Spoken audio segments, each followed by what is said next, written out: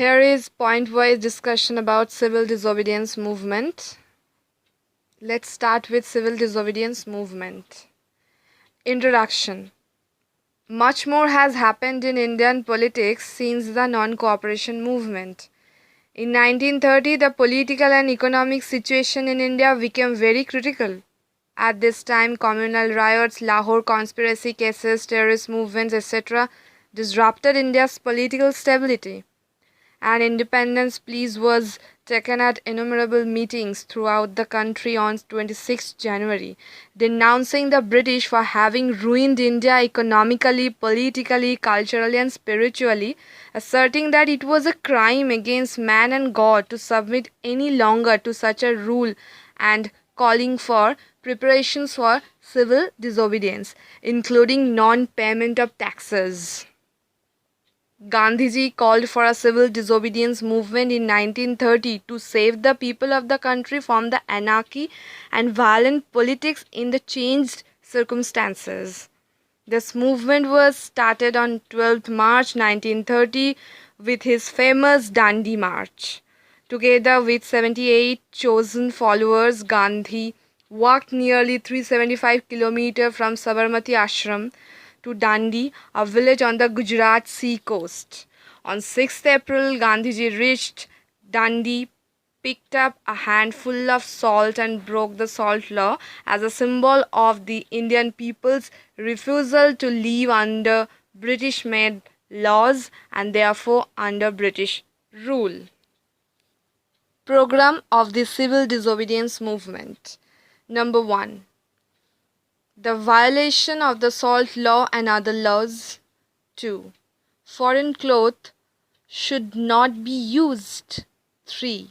Liquor shops should be picketed and closed. 4.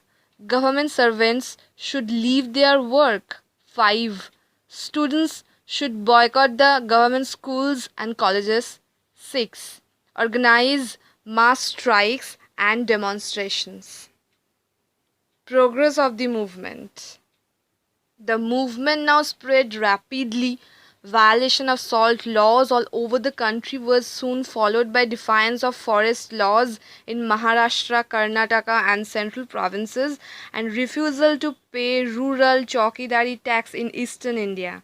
A notable feature of the movement was the wide participation of women. They took active part in picketing shops selling foreign cloth and liquor.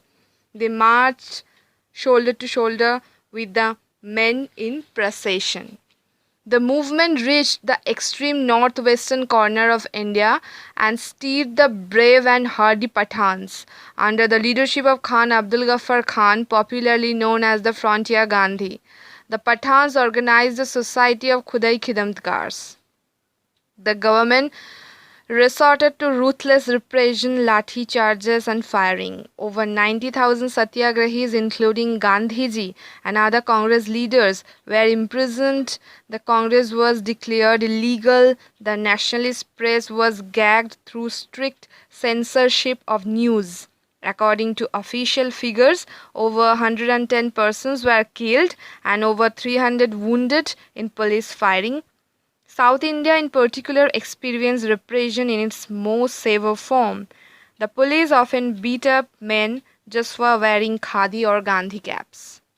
To solve constitutional problem of India, Macdonald, the British Prime Minister, invited a round-table conference in London. But the Congress boycotted the conference and no result could be attained. Thus, the conference was postponed.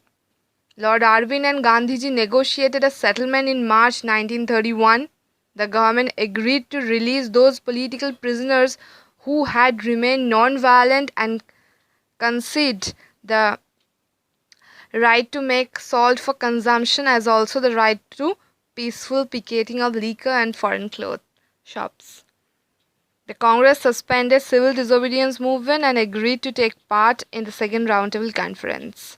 Many of the Congress leaders, particularly the younger left-wing section, were opposed to the Gandhi-Irwin Pact.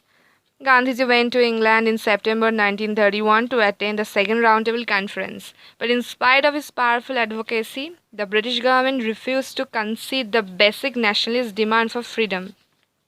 On the insistence of the British government, Dr. B.R. Ambedkar and Jinnah demanded concession for their own caste and community respectively. It shocked Gandhi and he went back empty-handed.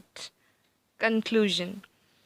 On his return to India, Gandhiji had no choice but to resume the civil disobedience movement. On 4th January 1932, Gandhiji and other leaders of the Congress were again arrested and the Congress declared illegal. Over a lakh of satyagrahis were arrested. The lands, houses, and other property of thousands was confiscated.